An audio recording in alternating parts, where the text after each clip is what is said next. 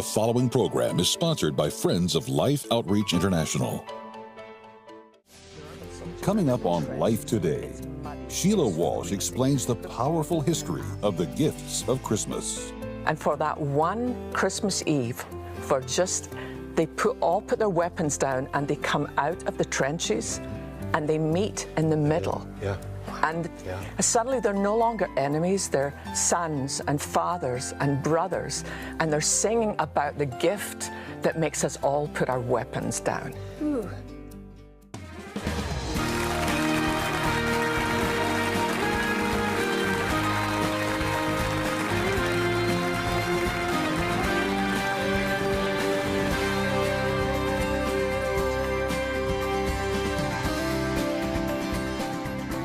Welcome to Life Today. I'm Randy Robinson, and Tammy Trent is with me, and also someone who was in this chair for 6 years is here. And Sheila, I just want to say, I know I've told you this, but you meant so much to me on this set in front of the whole world. I sat here and I learned, and it's just an honor to have you back. Oh, thank you. That's the sweetest thing. And honestly, I mean, I've told your mom and dad this. You taught me a lot, because one of the things that Randy taught me, What not to do? No, absolutely not. But sometimes I kind of over-prepare for shows. So I would have like 53 questions for the guest. And Randy would say to me sometimes, you know, after question 2, they said something interesting that maybe you should have gone with that I learned as much from you. So thank you. And by the way, you two are just doing a brilliant job. I'm so proud of you. Oh, thank you so much. Tammy, I feel like your mom. I know. Well, you're like such a big sister in my heart, and I've known you for so long, and almost felt like I've sat under your ministry at Women of Faith for so many years. I love the depth that you find in the Word of God and how you bring it to life for so many people. You've done that for me for years. You're truly one of my favorite Bible teachers, and the way you tell a story, and you're one of the funniest people I know, Sheila. Going through the gifts of Christmas, I can't tell you how many times I laughed out loud. There's so many incredible Christmas past stories and inspirational stories and things I didn't know even about Christmas, but also some hilarious moments throughout your life, your marriage, just stuff. Well, you've met my husband. I have, and it all makes sense. There's a lot of material there. It makes so much sense to me. But I love you so much. So you mentioned it. We're talking about the gifts of Christmas, which is Sheila's book. And I know you love Christmas. Do you ever take your Christmas tree down? Our Christmas, now you make it seem like it's one tree. No, we're talking 4 trees have been up since COVID. Oh. 4 trees. The big one in the den, which I get up every morning, let our wee dog Maggie out, put our Christmas tree on. We have 1 in the bedroom, and we have 2 downstairs. But why is that? Because I like them. It's cozy. I think during COVID, everything seemed so bleak after a while. And everything was so uncertain. And there was something about putting on the Christmas lights. And it was just, Barry and I are Christmas nuts. I mean, we start watching the Christmas movies, usually about July the 5th, you know. Not quite, but I don't know why. I absolutely love it. I think it's a comfort. Yeah, I was just going to say that, Randy. I think it's comforting. I was going to say there's something that's not the evergreen that doesn't change on a Christmas tree. So to know that things can change all around us, but that's something that never changes. And when you actually see that every day and go, I can take a deep breath no matter what's going on in my life, and know that God never changes either. I know, that is really true. And even just doing a little research, because I've never written a Christmas book before. This is my first ever. And just doing a research on some things like the origin of the Christmas tree, I wanted to know, well, where did that come from? And going way back to the 16th century and realizing it was Martin Luther walking home one snowy night in Germany, and he sees that the snow has fallen on the evergreen trees, and the way the moon is hitting the trees, they're sparkling. And he thinks, I think my children would love that. So he actually cuts down a tree and takes it home, and that was the first Christmas tree in a home. So things like that are just fun to learn about. Yeah, and I think that's, to me, in your book, just like that story, so many things I had no idea. Yeah. You also talk in the book about what day is it? We're talking days here, which I love, 25 days. I almost didn't want to read it yet. I wanted to save it to start at December 1st, but it's really a book that you can read throughout the year, but especially at Christmas. But there is a particular day where you talk about Silent Night, and I had no idea the meaning, really the depth behind Silent Night. That really, it blew me away. I've always loved finding out the origin of songs. And it was interesting you mentioned that, because when I went to do the audiobook of this devotional, when I got to the Silent Night one, I had to stop because it made me cry. Because this gentleman wrote the lyrics to Silent Night and never thought, you know, it would go any further than his own village and his own town. But then it became very popular in Germany. Go to World War I. It's almost Christmas time. And Randy, you're a student of history. World War I was brutal. It was awful. I mean, these British soldiers, European soldiers, and German soldiers are in the trenches. It's muddy. It's freezing. The Pope even had asked, could we have a ceasefire on Christmas Eve just to honor something of the season, but no side makes an agreement. So it's bitterly cold, miserable, and suddenly this one German soldier who, before the war, was part of the opera in Berlin, he was this beautiful baritone, stands up in the trench with his gun and begins to sing Silent Night in German. And there's this kind of hush, and then he starts to sing it in English, and the British soldiers, they know it, and suddenly they start to sing. And for that one Christmas Eve, they all put their weapons down and they come out of the trenches and they meet in the middle. Yeah. And suddenly they're no longer enemies, they're sons and fathers and brothers.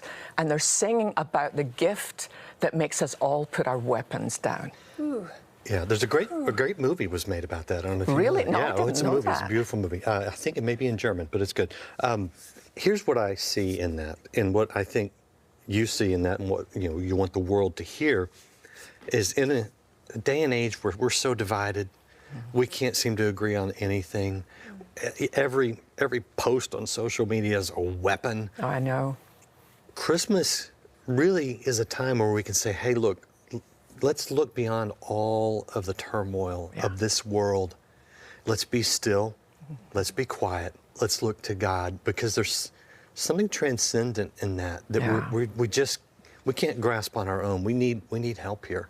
And I think that's why I wanted to do 25 days. So it was like an Advent study, so that you would have one for every single day. And I think people get so distracted at Christmas time. In fact, it's something that Barry and I have been talking about, that, you get so busy trying to make sure you've done everything you're supposed to do, that you forget that, this changed all of human history. If you draw a line in human history, what happened when Jesus Christ was willing to leave the glory of heaven and become this tiny, fragile baby, which the more, I've been studying in Revelation for something else I'm working on recently, and the more you understand the glory of what it's like, where the angels are crying out, holy, holy, holy, where it's just magnificent. And he left that to come down to say to you and me, you're not alone. And you're right, Randy, everything is so polarized at the moment and people are so angry. And it's a calling, calling. Come in and let's be still and be quiet and remember. Yes, and many people, I think even at Christmas, fight loneliness. Oh, so true. Fight loneliness, so even when you say that he came for the one. He came for the one that was lonely so that you wouldn't have to be.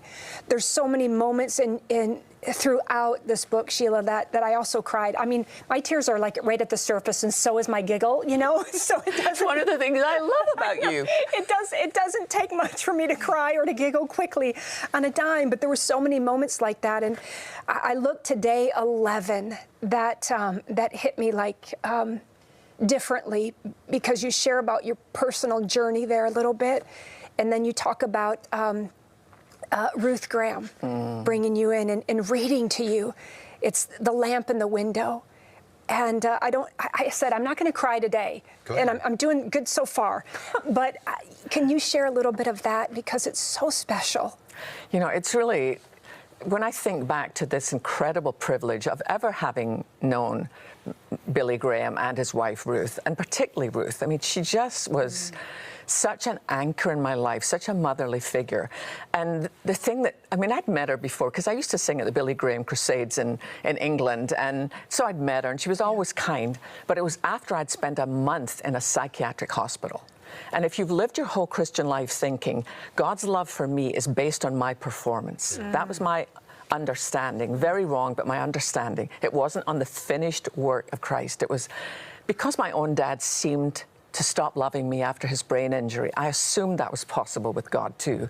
So I was going to get it all right. So when you end up in a psychiatric hospital for a month, and I felt so lost and so alone, and once I get out of the hospital, Ruth calls me and says, listen, you know, Bill's off doing a crusade. I want you to come to Montreat and I want you to stay with me for a few days. And I'll never forget that first night because she knew I was very fragile. You know, I was just in a place where I felt very vulnerable. Yeah. And so she showed me to my bedroom and beautiful Swiss linens on the bed that she had from when she was over at something she did with Mr. Schaefer, you know, that kind of stuff. And she said, let me bring you a cup of tea. And she brought me through a cup of tea. And then she said, do you mind if I read to you? And I'm like, gosh, no. It was like, I felt like a child again. And she sat on the end of the bed and she read me this story from a book called Beside the Bonnie Briar Bush, which she then signed and sent home with me. And it's all about this Scottish man who is a very religious man, and he has a daughter, and after the wife's death, the daughter starts to rebel a little bit. But the father is so harsh, there's no grace. There's just, here's a list of things you do to make God love you. And if you break any of them, forget it. And she's had it, and she leaves and goes to London. And he takes this thing. In Scotland, like my grandmother had this, you have a family Bible. It's usually on the middle of the table. And, you know, all the names of the new children as they're born and the grandchildren, the dates. Well, Lachlan McLaughlin, the father, takes his pen and he rubs out the name of his daughter. Like, you are no longer my daughter. Wow. You're not pleasing to God, so you're not pleasing to me. And then a lady from the church comes over one night and says, you know, have you heard from your daughter? And he opens the Bible and says, look. And she says, Lachlan, if God treated you the way you have treated your daughter, we would all be lost. And God, in that instant, in that glorious way the Holy Spirit can do, when it's like he holds up a mirror and you suddenly see yourself in all your sinfulness. So he breaks and he lights a lamp and he leaves it in the window in case his daughter ever comes home. Not knowing that in the way that only God can do, God is working behind the scenes. For those of you who think your kids are lost, for those of you who get on your knees every night and you think, Lord, I don't even know where they are, God is on the move. And that's what's happening with this girl in London. You know, she's miserable and wretched, and she finds herself outside a church, and she creeps into the back, and she hears this message about the grace of God, and she thinks, what if that could be possible for me? And she decides to take a risk, and she goes all the way back home, and as she's walking across the hill, she sees a light in the window. And she runs into her father's arms, and he writes in the booklet that night, my darling daughter lost on, found, and puts the new date in. And that's what Christmas is all about. We're all messed up. We're all lost. But when you've placed your trust in Jesus, he writes your name in the Lamb's Book of Life, and nobody gets to touch it. Welcome home. Welcome home. Welcome home. I think that Christmas, for many people, is like that lamp. Yeah. It's that reminder that, okay, maybe there is some hope in this dark world. This is we joke about you leaving the trees up and things like that, but I think there's something really deep going on, even within you, that you're able to express through your love of the meaning behind so many things about Christmas.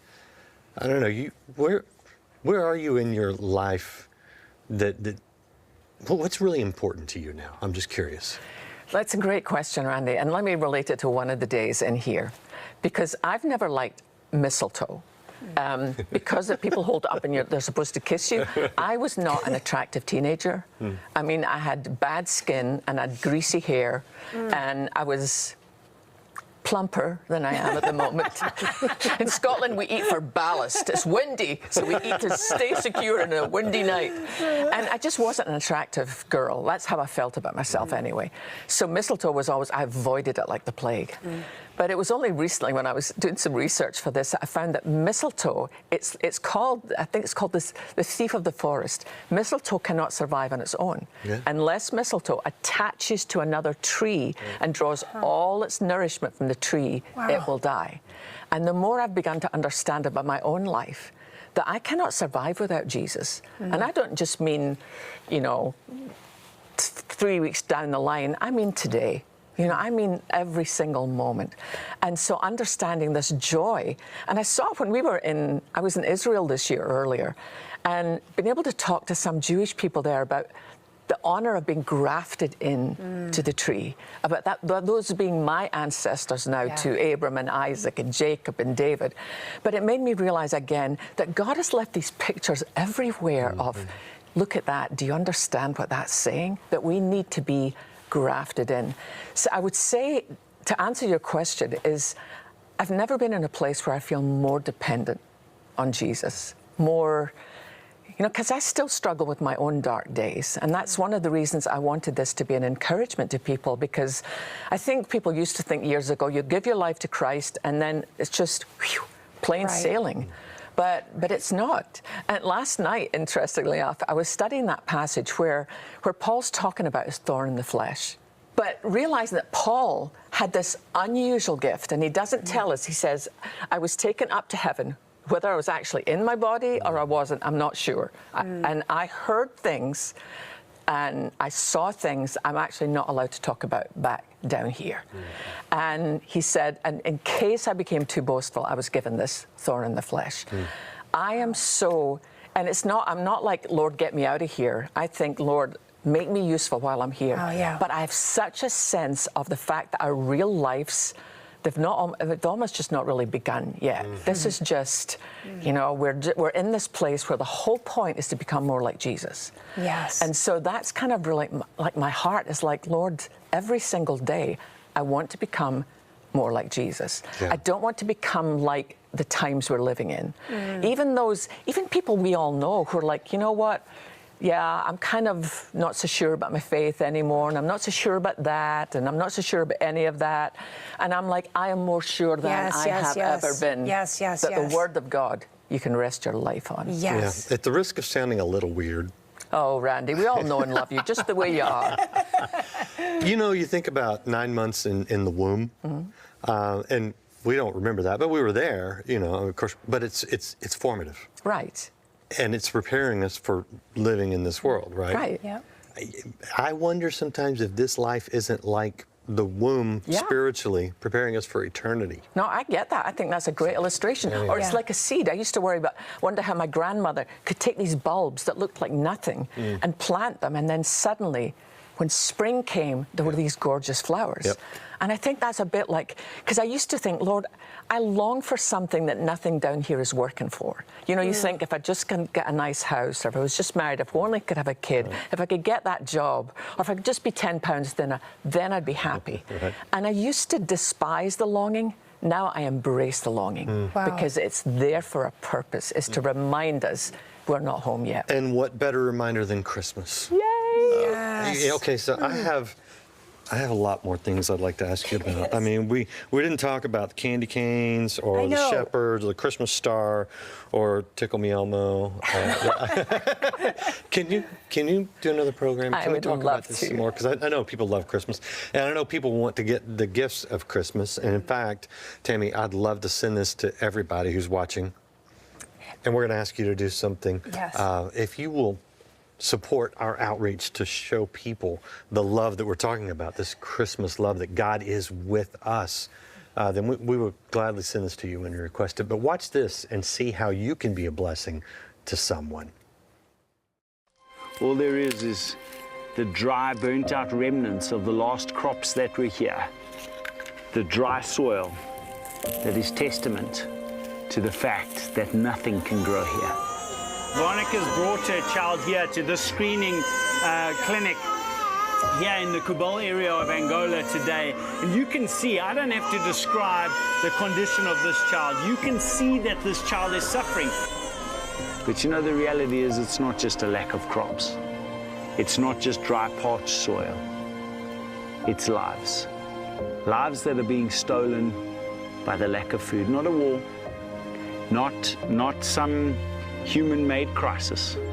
Simply the fact that there isn't enough rainfall to grow crops to feed their children. And that is what's stealing their lives. This child is suffering from severe malnutrition. Why? Because there is no food at home. Literal starvation. Children in these areas that have been starving to death. Children dying of malnutrition. Many parents telling us, we don't know what to do, we don't know where to turn, we've done everything we can do, but we can't feed our children. For 5 years, there has been a drought in this country that has meant that mothers like Veronica are not able to grow food for their children, are not able to provide what their children need. And you can see that this child, Samuel, is just a representation of more than 250 children that are here today. 250 mothers that have brought their child saying, please, help me save my child's life. The solution is food. The solution is expressing God's heart and extending His hands. And I'm asking you to do that today. Please give that gift. Give the gift of food. Give the gift of life. They've done everything they can do, but they can't feed their children. But I want to help. I want to be the one to help. And I want to ask you if you would consider helping as well. They're doing everything they can do, but they need help. So I know you hear us often, every day, talk about the need out there and asking you to help join with us and make a difference in the lives of these children. I hope you don't grow weary. I hope it's not hard to keep hearing the stories, and especially for those people over there in those countries that are hurting so desperately, that are asking for help. I hope we think about them in this season, in this moment, to know that we could be a difference. Randy, there's something simple that we can do. We've seen it. We've been there as we've traveled. We know that that bowl is filled with life. Yeah. Every time we give this to a child and fill it up, it changes their life. And I know that we want to stop them from going into a malnutrition clinic. Right. And we've been there too. And right. I hold this because I'm thinking, I have been with children that have been even tinier, their risk than that. So I know we want to stop that. There's a way we can do that together. And I know that you've been a part of that too. Yeah, it's the success of the mission feeding outreach. I mean, literally 350,000 children every day get a bowl of food because of your love. Now, let me explain how it works. The way we have people on the ground, systems in place, and a track record of doing this so that we're able to get food to people.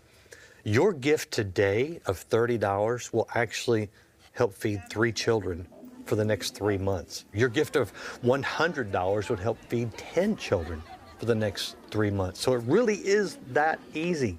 Many of you could give $1,000, $5,000, $10,000, whatever God has enabled you to do. I just ask you to take a moment and say, God, what would you have me do to share your love? Now, you can get into the complexities of the various situations where we feed, but the bottom line for me is, regardless of the reasons why someone is in that situation where they can no longer feed their children, the response is what's critical in my mind, because we serve a God who says, don't forget the poor. Yes. When you see someone in need, don't withhold good when it's in your power to do something good. So for me, the world is a mess. We know this. There are all sorts of negative things going on. And sometimes it's just a circumstance of weather. The crops don't come in. It doesn't matter to me. I look at it and I say, what are we to do as followers of Christ to show His love to someone who is hurting, to people who are dying? And this is it, mission feeding. We go in, we give them food, we tell them why we're there. We share the love of Christ in word and deed.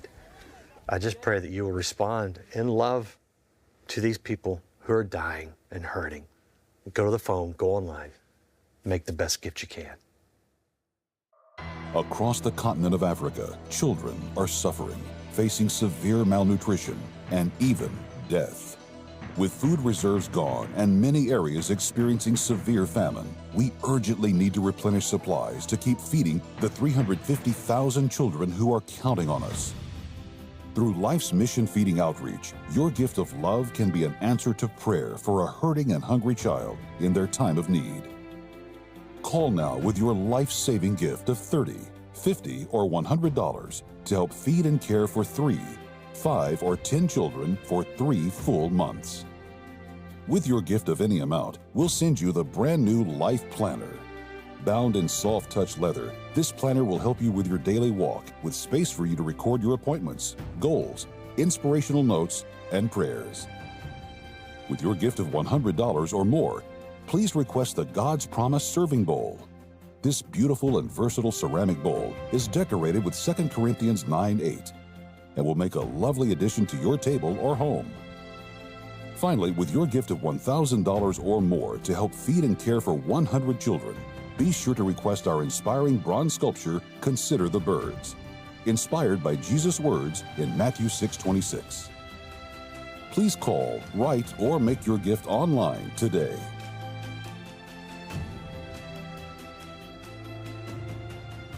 Thank you so much, honestly, for the way that you've given to the ministry for so many years. Truly, you must know the difference that you're making in the lives of so many people, especially right now at Christmas time. What a gift that we get to be to so many children, especially, and their families. And what a gift Sheila is to us.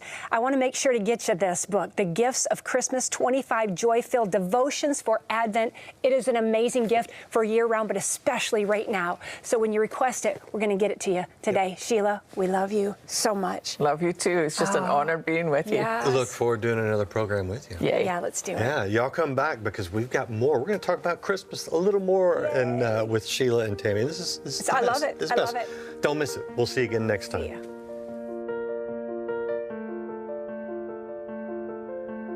Oh, you can hear me cry, see my dreams all die from where you're standing on your own.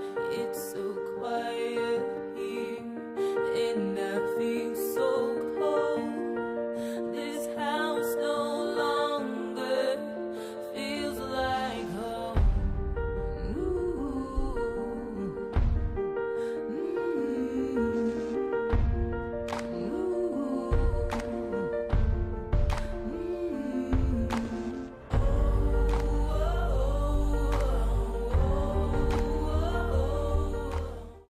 For over 60 years, Life Outreach International has shared the transforming truth of God's love in both word and deed. Call now to become a friend for life. Your monthly support will help us continue to bring God's love to a world in need. Stay connected with Life Today through your favorite social media. Get access to exclusive content and news with the Life Today social media experience. Life Today is made possible by the supporters of Life Outreach International. Your gift will be used exclusively for the exempt purposes of life. The ministry features specific outreaches as examples of the programs it supports and conducts. Gifts are considered to be without restriction as to use unless explicitly stipulated by the donor.